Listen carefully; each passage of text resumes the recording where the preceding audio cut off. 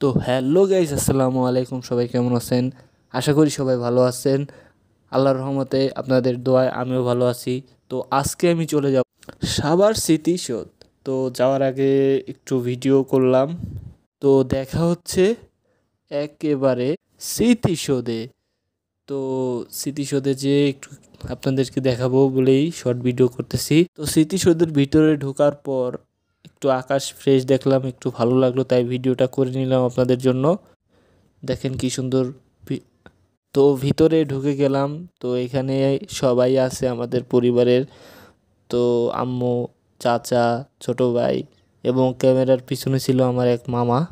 তো ও ক্যামেরা মোটামুটি ভালো ধরতেই পারে। তো আসার পরে কিছু ছবি তুললাম।